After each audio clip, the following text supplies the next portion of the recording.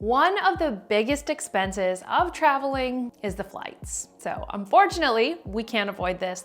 That's how we get from point A to point B.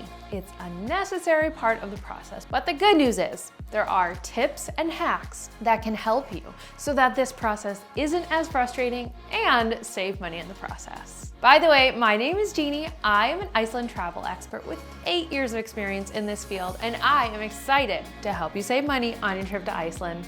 So let's get into it. The first hack is being flexible with your travel dates.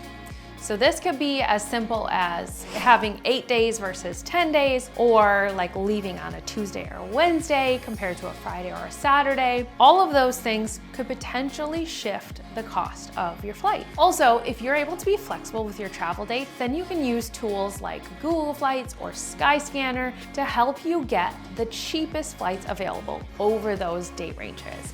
Now, make sure to stay to the end of this video. I'm gonna give a tutorial on my bonus hack for using the best flight searching tool I know of. The next hack is to book in advance. I honestly feel like I've talked about booking in advance so many times on this channel, but obviously it applies to flights as well. Now, some people will say that there's like this golden window at around 6 weeks in which the flight is at its cheapest price or most reasonable. I don't know if that's true. I don't always follow that rule, but the main thing to know is that the sooner you start looking for flights, the earlier you know, okay, these are the ranges of like the prices that we're dealing with. So if you're traveling like in the off season versus the peak season, of course that is all going to play into it. Booking in advance gives you the flexibility to have control over knowing what the prices are. I think a good rule of thumb is that for domestic flights, you want to think about 2 months in advance, and then for international flights, you want to be looking 4 to 6 months in advance. By the way, speaking of money saving tips, if you're planning a trip to Iceland, then you need my travel guides and maps. They are designed to help you plan your trip from start to finish and include so many budget-friendly tips that you will need to plan the best trip ever. You can check them out with a link in the description below. But without further ado, let's get back to the video. Another flight hack is to consider alternate airports. So when possible, flying into smaller airports or alternate airports nearby is also something that can result in cheaper flights. This is easy to do within the US, a little bit more difficult for Iceland because there's only one main international airport, and they're starting to add Akureyri in the north as a second international airport, but there are only certain flights in certain countries that are able to fly into there. But like, just for the sake of this video and keeping things simple, when you're thinking of landing in Iceland, you're still going to be searching for Keflavik, the international airport just outside of Reykjavik. But I digress. For the purpose of this video, you might be able to think of another departure airport. So for example, if you live near New York City, you have 3 different options for airports. My home airport in where my family lives is Minneapolis. So there are 2 terminals there, and different airlines use different terminals. So could I possibly fly a different airline and get a different rate? Or could I fly into Chicago instead? Because that's also close. So things like that, just getting creative with where you're kind of going to and from, could help you save money. Another thing that you can do, and this is a little bit more of a commitment, is that you could fly to a location and then get a flight out of that location that's the cheapest, right? So for example, I think a lot of the flights on the East Coast, because they're closer and it's faster to get to Iceland, could be cheaper. Or maybe Icelandair is having a sale between Orlando and Iceland. So they're like having this big sale.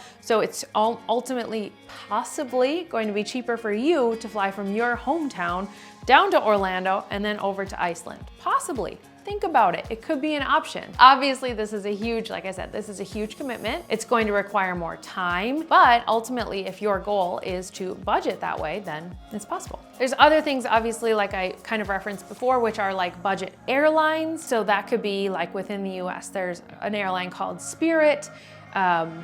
Ryanair throughout Europe. So, thinking about different ways, like can you fly a different airline that's cheaper if you can only bring a carry-on? Because like if you're flying an airline that includes baggage in the price, but you only have a carry-on, so you don't need that, and the budget airline would charge you to check a bag, but you just have that like how can we get creative with saving money? That's what it all comes down to. Moving on to the next flight hack, and that is using price alerts. So these days there are many travel sites that offer price alerts that will notify you when the price of a flight drops. So all you have to do usually is sign up for these price alerts so that they'll notify you, and then you can book your flight so you can get the lowest flight possible. Some examples that I know are like Matt's Flights, Fare Drop. There's so many others. I have no idea. I've actually never used these myself, but this is a really popular way that people book their flights. Okay, so this is the platform for checking Google Flights. This is my favorite place to do research for flights. You don't have to use it. This is just a little mini tutorial and some travel hacks and tips for you on how to search. Think of this as Google's search engine, right? Like you would type Google in, you type in Google Flights because you're doing research, not necessarily that you're booking, because they are going to combine booking sites in one. But these are some travel hacks for you. So the first thing is you would have your destination flexible, like you're not exactly sure where you're gonna go, but you know the dates that you have available. So like if your kids are out of school and you have it cleared with work that you're gonna go on this date, then this is a situation that you're gonna follow. So what you wanna do in that case is that you would go right here, your home airport automatically populates, and then you would just go right to the dates section. And then you would type in, we want to go sometime here. Let's go from 10th to the 17th. So those are the dates that you know that you have. Then you would click done, and then you would click explore. And basically what that's going to do, it's going to pull up the whole map of the world. So it's going to populate a lot of different places that you could fly to in the dates that you have.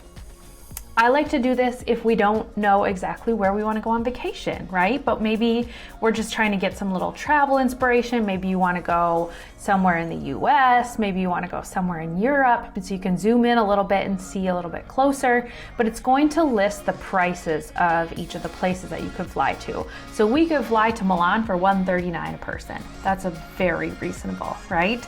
On the other hand, to fly to Sofia or Belgrade, that's expensive. So we're probably maybe not going to go there, right?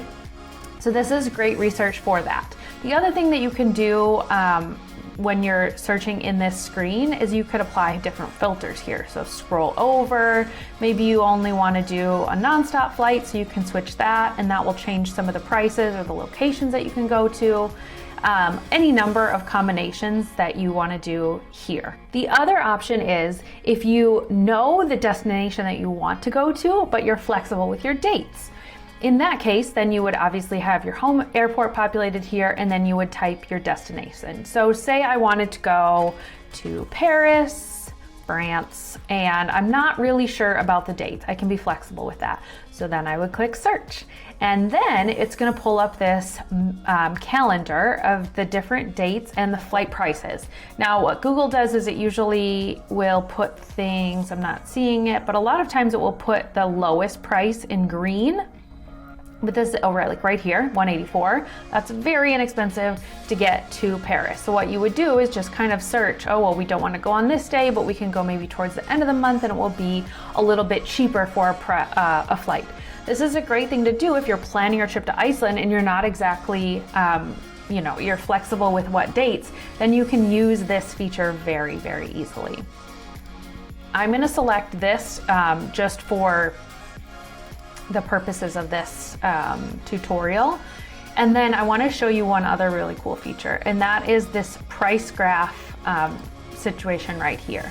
So I like to pull up this price graph because it's going to show over a period of time how much up and down the flight will be. So, right here, it's more expensive. As you go a little bit over, it gets cheaper. And it's pretty consistent in through here. So again, this can help you decide, okay, well, maybe we want to come right here and fly out here. And that's going to be an opportunity for you to have the cheapest flight. The last thing is if you have flexible dates and a location, then what you're gonna wanna do is scroll down to the world map. Click here, and then you can see from everywhere different prices in different places. And then again, use these filters to kind of fill in where you wanna go and what the dates would be and all of the other information.